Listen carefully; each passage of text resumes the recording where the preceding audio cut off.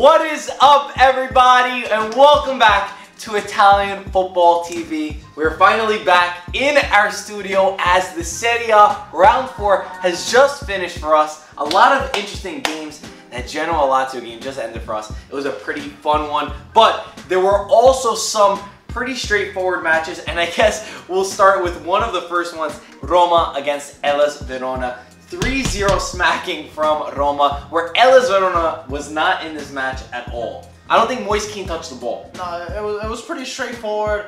Too easy of a game. I thought Moise Kean's like, okay, he's gonna come in, maybe he can surprise something, get a goal. Maybe he started, yeah. I expect a little bit more from Hellas Verona. I think they only have a point from the past 4 They're not very games. good. But the storyline of this match was that Alessandro Florenzi was back, and he started over 300 days of being out, and he returns from those 2 ACL injuries, and really fantastic to see him back. He got that cross to Edin Dzeko, who actually put the ball away. But yeah, for Roma, pretty straightforward. We're never really in any trouble against an Hellas Verona side like that. Just nice to see Florenzi back. It was raining a lot, so maybe Verona was going to get called off. Like, maybe we can snatch a draw or postpone it later on, but just when we thought that, Nainggolan got the first goal. Exactly. And then Dzeko scored 2 back on the score sheet. After being a little bit critical of Di Francesco, we know there was some drama. But again, for Roma, they blew past that one. And another team that blew past their opponents this week, Napoli, 6-0 against Benevento. I didn't think they were going to stop scoring. When Callejon, Mertens, and Insigne want to do something, they do not stop. They just keep going. And they scored 6 goals. The thing is, Mertens had 3 of them. The thing is, they scored from the 3rd minute. Alan scored. And then from there, Benevento just couldn't keep up. Benevento were never going to keep up. Let's be honest. I don't know. Maybe steal a draw. You never know. But they're not going to steal a draw. Napoli at home. They're probably going to go back to Serie. They've been horrible. Mertens goes up from, he only had 2 goals. Right? Yeah, 2 goals. Yeah. And he scored 3, went to 5th. He's 3rd place in the Capocannonieri chart, but we'll talk about that later. And Mertens, again, fantastic player. As Sadi said after the match, he's an animal and one of the top center forwards in the world. You think he's one of the top strikers in the world? Maybe 10, 15, top 10, 15. It's hard. He's a great striker, but I wish they could have done this against Shakhtar Donetsk in the Champions League. Yeah. It kills me to say. But either way, 6-0 win for Maurizio Sarri's men, where Insigne did get his first goal of the season, and that's 5 goals in 4 games for Dries Mertens. So just fantastic for him, getting on that score sheet after being put on the bench against Shakhtar Donetsk, where Sadi said that he wanted him to come on and be electric. Milik, again, on the bench for this one. But I think no matter what, whether it's Milik or anyone that they had on the bench, even Pavoletti, if they still have Pavoletti, he would have bagged a few against Benevento. Probably. It's going to be hard. Benevento's going down. They are. And it's going to be hard for Milik to start the important games with Milik just scoring every time he gets a chance, really. I hate being stupid and saying things so early on, but I mean, Hellas Verona and Benevento show like 0 fight in their games, and I think those are 2 teams that are definitely guaranteed to go down to the bottom. Probably Crotone too. And I was just going to say, and talking about bottom teams, Crotone lost 2-0 at their home against Inter in a match where it actually looked like Crotone put up a fight much more than Benevento and Hellas Verona did. It looked like they could get a tie for sure, or even a win at some point, because Crotone was coming close. But Inter, and I'm going to say this one last time. Actually, I'll probably keep saying it because it's Luciano Spalletti. The Spalletti character effect was in full effect last night, because 0-0 late into the match, and to be able to pull off 2 goals, first one through Skriniar, who's an absolute beast, and we called that one, and then the second one, Perisic. I mean, the belief that they have, even when not playing good, getting that win, it's so important. They are 4 games in 4 wins. When has Inter done that? The only other 2 teams who have done that this season, Napoli, Juventus, Inter. Says all you need to know. No, I definitely agree. They're giving the cutting edge. What Spalletti gave to Roma last season, Spalletti's giving back to Inter. They're winning the games that they need to. Probably with Pioli, they probably would have drew this game. Let's be honest. The bore. Spalletti's would have lost the games. Yeah, that's true with the board. That was what a bad coach he was. But yeah, Spalletti's really instilling winner's mentality in this Inter side, and so refreshing to see. Their past 4 games, they got maximum points, and they're up there with the big dogs. I can't wait to see what they do next. And they just have a lot in their attack, and I know we could say that they're a little bit Perisic and Icardi dependent because 8 out of the 10 goals they have scored have come through Perisic and Icardi. They're just a fantastic duo, and Skriniar has been such a solid addition in the back. He looks like he's been doing it at top level forever, and I'm telling you again, when we went to Genoa and we saw Sampdoria play live against Crotone, oddly enough it was against Crotone, Skriniar, he just knows the movement, he knows what's happening, he's a beast. You said Spalletti's a winner. To me, Spalletti's not a winner, but he does guarantee you things like this. He's not going to win the league, maybe not the league. I think that our predictions of the Serie A table, Inter should have been higher. I had a feeling Inter should have been higher, and not just because of this, just because they're able to win these games even when they don't deserve to, or not deserve to, but they're not playing good. And I think that Inter, congratulations for Inter fans. Big sign of belief, and these games are the ones that are going to become important. When you're not doing well, you're like, oh shoot, remember against Crotone when we were 0-0, we were able to pull 2 back late on. But let's move on to another one of the top teams in the league, according to the table. Sassuolo against Juventus, 3-1 win for Juventus, and there was absolutely zero trouble in this match. It was the Paulo Dybala show. This kid is too freaking good. Michael, I had a smile like the Grinch. That's how happy I was because Paulo Dybala, 8 goals this season. Last year, he had 11 goals in 26 matches. He's got 8 goals in 4 league matches. The best start to Juventus player ever. No Juventus player has ever scored in 4 league games in a row, and Paulo Dybala did that, and he's just a leader. He's embraced his number 10, where Pogba kind of fell with the number 10. Dybala is true. He's humble. He helps the team. He does everything. Free kicks, quick shots, dribbles, just everything. All of his goals are just so fantastic. He does amazing. He really got the responsibility for that number 10. But I gotta ask you a question. Do you think that Higuain hasn't been really hot? Does that worry you a little bit? I had that because Higuain could have had a few goals tonight. I know a lot of times the excuse is, oh, Higuain doesn't have service, but the truth is, when you've got Mandzukic, Cuadrado, and Dybala, who all 3 of those guys had a fantastic game tonight, they set him up and he wasn't able to score. Maybe there's that little bit of a thing where Allegri said that he has his head down sometimes when he doesn't score early on enough, but I think that Higuain's one that could jump out of this, and Higuain was scoring a lot of the goals last season where Paulo Dybala wasn't. A little bit of a flip, and I think that he'll get into his moment.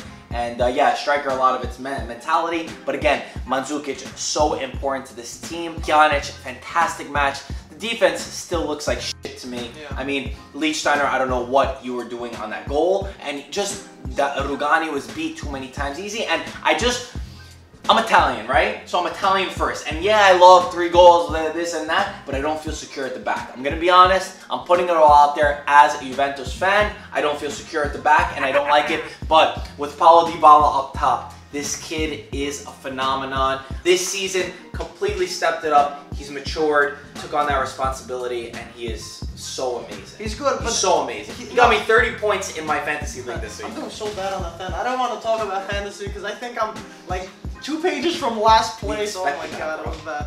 But yeah, they had Chiellini and Rugani, which I guess they played better with than Benatia there. They're kind of a mess. But Sassuolo's goal was pretty nice. It was like a pass, and a goal each time. I don't know what he was doing. Yeah, so anything else to say? No, that's about it. Juve were pretty straightforward on that one. Yep. Milan against Udinese is the last match we'll talk about in depth. 2-1 win for AC Milan in an important game, which actually could be kind of tricky sometimes. Udinese, they did play at the San Siro. The VAR did save Milan in the beginning of the match, but then Udinese did be able to come back and score their goal. A 2-1 win for Milan, who had a lot of chances in this match. Udinese, good fight. Good fight.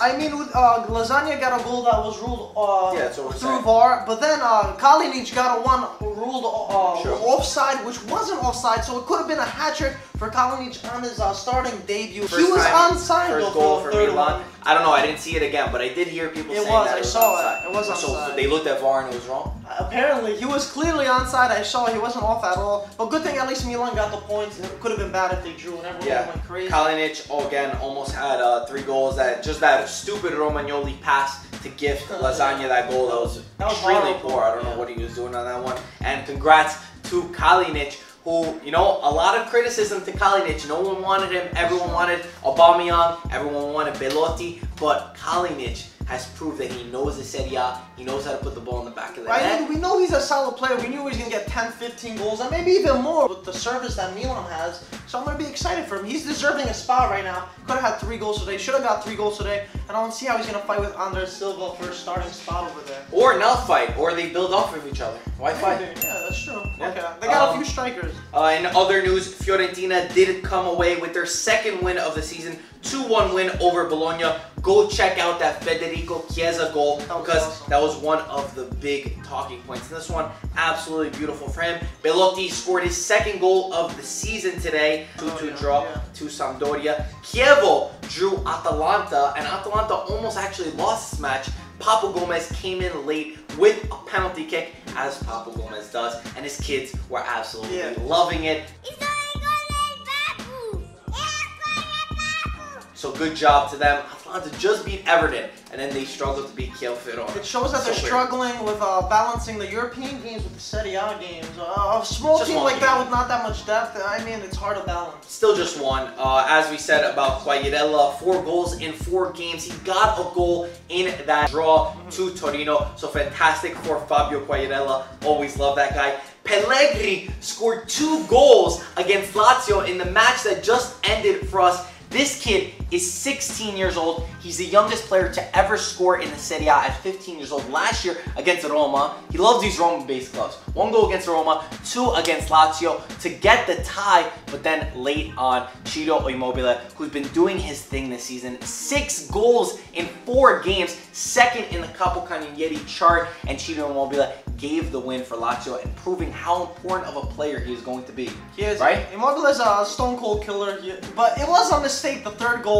It was a bad pass from the defender, but he was one-on-one with Perin, and he just dinked it over, hit the post, and went in. And talking about Pellegrini, we saw his dad that we're talking about. He's the team manager. He was like tearing up in the bench, which is so amazing. Dude, your kid is 16 years old and he scores 2 goals against against Lazio. Comes off Lazio. as a sub. Comes off as a sub, you're right. And in about 20 minutes, less than 20 minutes, 2 goals against Lazio and 2 crucial goals. I mean, for Pellegrini, that is insane. Congratulations to you. He's got a lot of tattoos for a 16-year-old, but you could keep all those tattoos if you keep scoring all of those goals. Definitely keep your eye on him as we look at our Serie A table and see tied for first place is Napoli, Juventus, and Inter Milan. Going through the table again, it is only 4 games in, but just looking at the bottom of the table, Benevento, Verona, and then Crotone, Sassuolo, and Genoa all tied in that last spot. And as I was telling Michael as I saw these games, I really want to see the Serie A cut down at least 3 teams. I would even push between 3 and 4 teams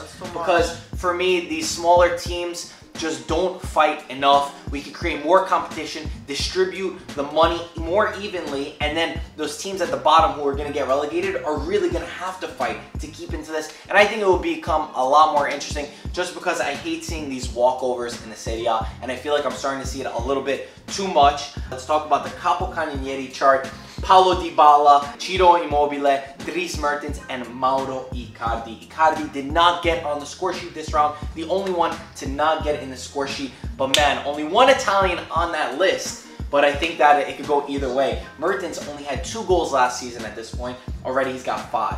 Well, now he's playing a different role that he's accustomed to blending in from last season. Milik since he was injured, he had to go into that role. So I think Mertens is going to get a lot more goals. Not a lot more than last season, but he's going to get more than last season. It's going to be exciting. It is extremely exciting, and I think that, did we say everything? Yeah, we got it. Quagliarella is 5th. How about that on 4 goals? Quagliarella is 5th.